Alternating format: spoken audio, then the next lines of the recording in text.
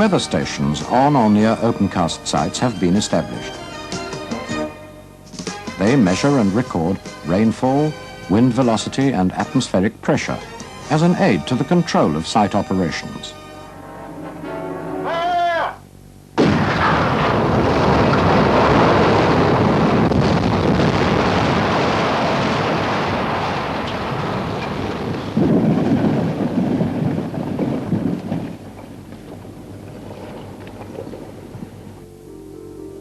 As work on the site progressed, it was time to realign the river into its final position. At the southern end of the site, near the junction of the temporarily diverted river by the railway, the newly prepared bed for the river's permanent course is clearly visible. At the same time, the lake's bed was being prepared. While the southern part of the site was being excavated and mined, it would act as the main flood water storage area. Because the lake is at a higher level than the existing groundwater table, it could not be filled by gravity. A water regulator was installed, not far from the mill, capable of damming the river so that it could form a temporary reservoir, a settling pond, before the water was filtered and aerated. Eventually, it will be used to control the flow of the river and so help to prevent flooding. The mill will remain between new river course and lake.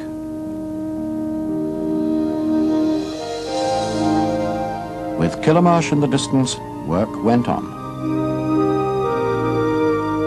And so, a safe and regulated river course, south to north, was created.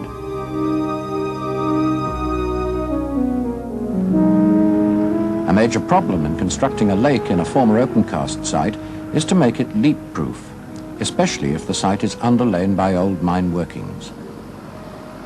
It was decided to construct the lake bed, as well as the beds of the ponds and the newly aligned river, of an impermeable blanket of compacted clay. For this purpose, 750,000 cubic meters of clay had been set aside. Before the lake could be filled, the impermeability of the blanket had to be tested.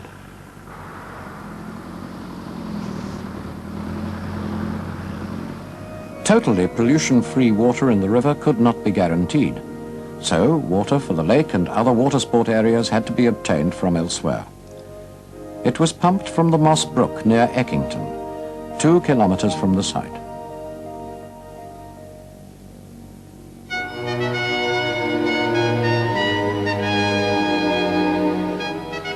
The day came. On the 29th of September, 1982, the chairman of the Joint Committee switched on the pumps, capable of moving 2 million gallons of water into the lake every day.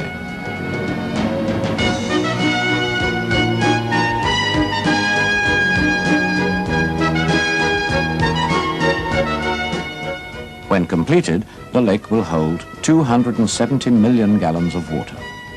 It will occupy an area of some 43 hectares, be more than 1 kilometer long and more than 300 meters wide, with an overall depth of 3.5 meters.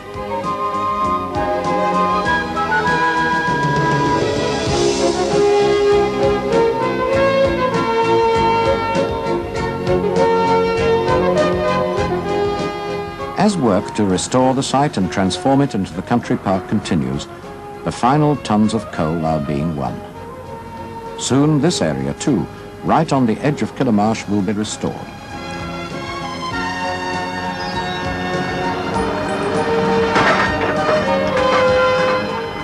A fishing lake and nature reservation will be sited near here.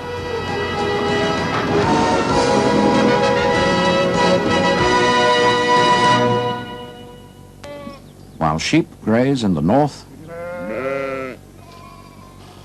and the grain is being harvested, proof of the improved fertility of the restored land, the lake takes its final shape, surrounded by gentle slopes, offering spectators vantage points for the many boating events that will take place here. At the northern end of the lake, there'll be another lagoon, a good deal smaller, for model boating and family rowing.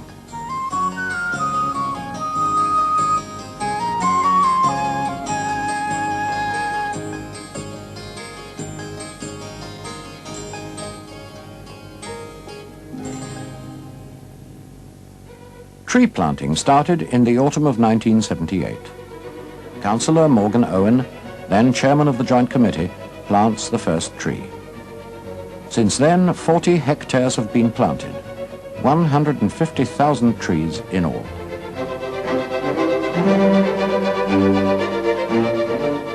Roads, pathways and car parks have to be constructed, as well as a number of access roads to the park.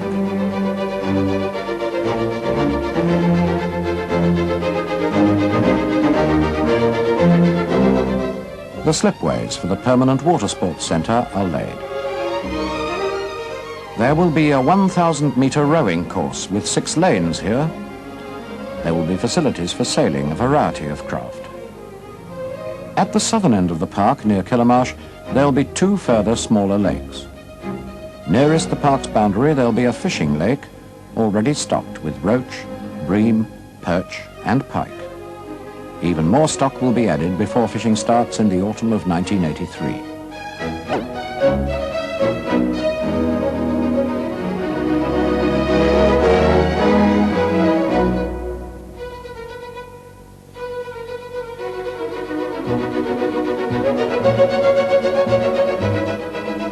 The River Rother is on a recognized route for migratory birds, and before work started, there was a small nature reservation here. Now, a new lake has been created to provide a habitat for the many different birds that will call. A shallow shore of mudflats planted with marsh vegetation, islands and deeper water, trees to give shelter, and meadowland around it will provide a home for a variety of wildlife.